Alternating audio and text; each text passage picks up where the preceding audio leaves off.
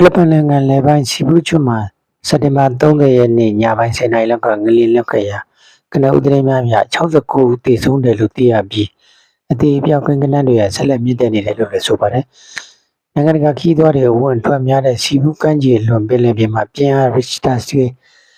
6.9ရှိတဲ့ငလျင်လှုပ်ခဲ့တာကြောင့်ဆောက်အဦတွေပြိုကျပြီးလမ်းတွေပြတ်ထွက်ကုန်တယ်လို့သိရပါတယ်။လူနေထူထပ်ပြီးလူဦးရေ3.4 သန်းကျော်နေထိုင်တဲ့စီဘူကျွန်းပေါ်ကဆေးရုံတွေအလုံးနီးပါးတရားရလူနာတွေနဲ့ပြည့်နေနေပြီးနေရာအများစုမှာလည်းရက်စင်မီတွေပြတ်တောက်နေတယ်လို့ဆိုပါတယ်အထိအနာဆုံးဖြစ်ခဲ့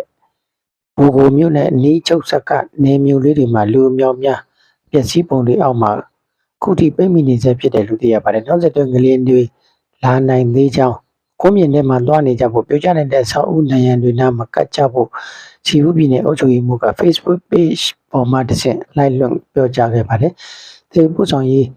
အဟံတာဖြစ်စေတဲ့လမ်းတွေကိုဦးစားပေးရှင်းလင်းနေပြီးဘေးတင်သူပြည်သူများတန်း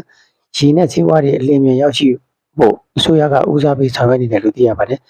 ဖိလစ်ပိုင်နိုင်ငံဟာပစိဖိတ်သမုဒ္ဒရာထဲကမြင်းခွာပုံငလျင်ကြောပေါ်မှာရှိနေတာမို့မိတောင်ပေါက်ကွဲမှုတွေငလျင်လှုပ်မှုတွေနဲ့မကြာခဏရင်ဆိုင်ရနေရှိနေပါတယ်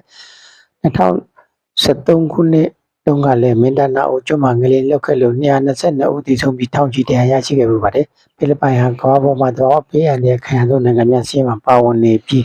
နှစ်စဉ်တိုင်ဖွန်းနဲ့အခြားမုန်တိုင်း20ကျော်ကိုလည်းရင်ဆိုင်နေရတယ်လို့သိရပါတယ် Philippines earthquake full footage.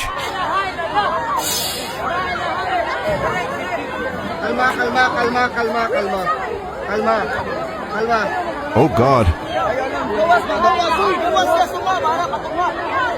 Alicia!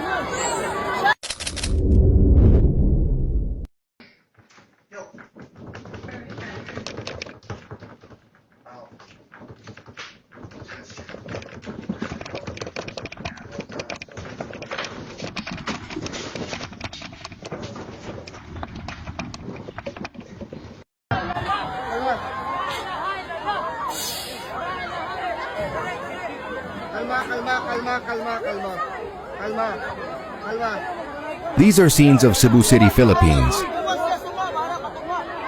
Alicia! Oh God.